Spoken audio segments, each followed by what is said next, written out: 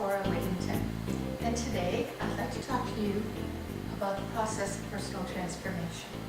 I'm going to use this graphic to help us. Let's first talk about our comfort zone. Our comfort zone is something that we're familiar with.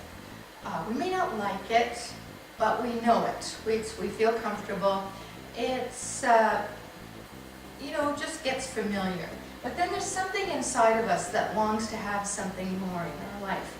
Something like an intention, a desire, or a goal. Now when we create that sort of expanded area that we want to grow into, what happens is we hit what we call the terror barrier. And it's very common. It happens to all of us. In fact, you can remember going to school, starting maybe in elementary school, and wondering how you were ever going to cope with all those big kids, where you're going to find your way around, the teacher, all that new stuff. And then by the time you were finished elementary school, you said, what was all the fuss about elementary school about? Well, you started all over again before high school. And this is what's been happening to us in all of our parts of our life.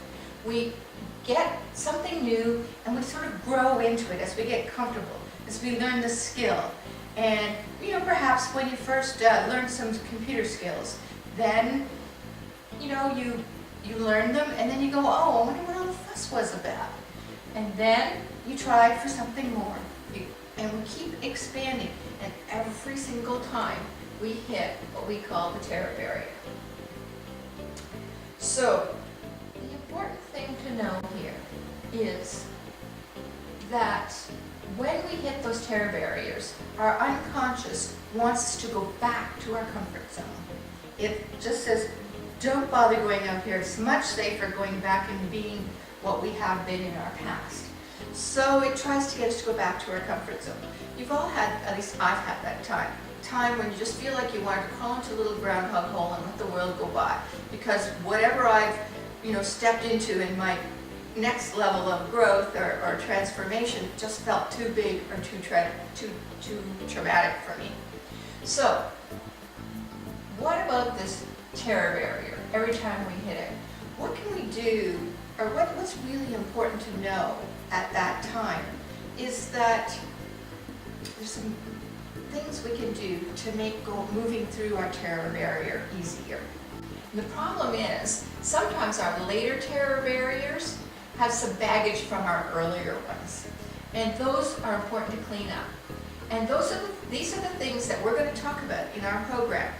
Unravel the mystery of what's keeping you stuck. Because many times we get stuck at one of these terror barriers.